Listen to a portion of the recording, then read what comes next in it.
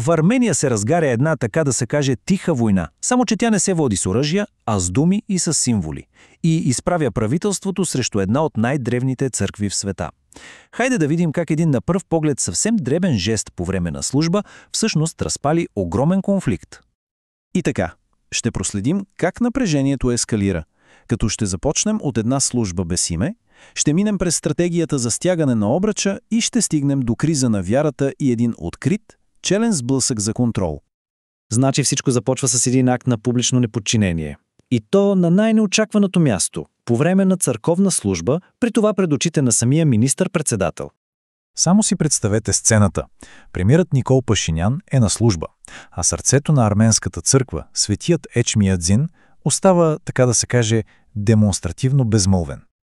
И тук идва същината. По време на молитвите името на главата на църквата, католикосът, просто е пропуснато. А това е наистина сериозно нарушение на вековна традиция. Все едно да се изнася реч в чест на монарх, без изобщо да се спомене името му. Ясно е, че това не е някаква случайна грешка или недоглеждане. Не, това е внимателно премерен политически ход. Умишлено и съвсем публично послание. Посланието е абсолютно недвусмислено, директно отхвърляне на властта на католикоса от страна на собственото му духовенство. Както казва и самия източник, това е един силен ход. Но този инцидент, разбира се, не е изолиран случай. Всъщност, той е част от една по-голяма и добре обмислена стратегия, която цели да стегне обръча около църковното ръководство. А мишената на тази стратегия е самият център на властта, майчиният престол на светия Чмядзин, който за арменската църква е това, което е Ватиканът за католиците. Подходът на правителството е описан като план, който се изпълнява стъпка по стъпка. Първо посещаваш служба в различна църква, после заставаш до различен свещеник и накрая целта е пълна изолация на централната власт. И ето тук нещата стават наистина интересни, защото целият този политически конфликт не се случва във вакуум. Той се разгръща на фона на една много дълбока вътрешна криза в самата църква. Вижте само този двоен стандарт, който създава усещане за лицемерие. От една страна, свещеник, който просто говори за несправедливост, бива бързо лишен от сан. От друга, висши духовници, обвинени в неморалност, остават напълно недокоснати. Точно това усещане за несправедливост води до дълбоко разочарование и повдига един много болезнен въпрос. Когато главата на църквата е гнила, на какво да се опрем? И последиците са доста сериозни. Доверието сред младите ерозира, а много от свещениците се чувстват твърде поробени или просто уплашени, за да говорят открито.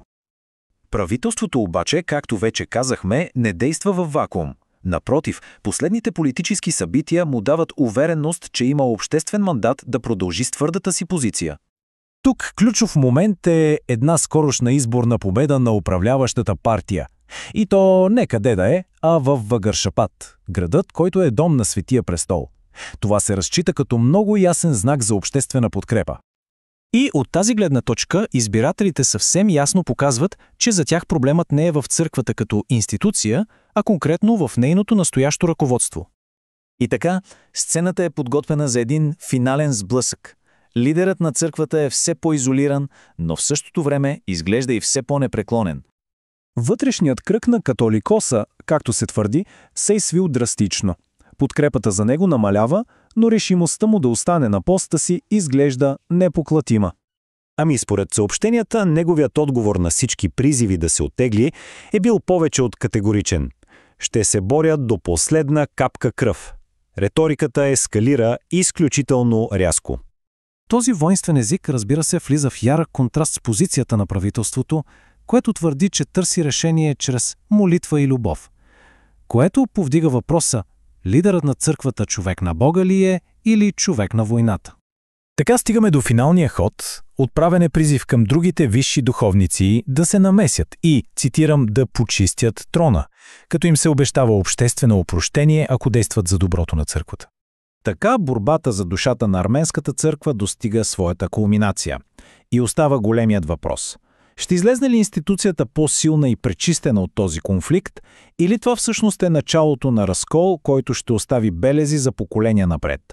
Отговорът, разбира се, все още предстои.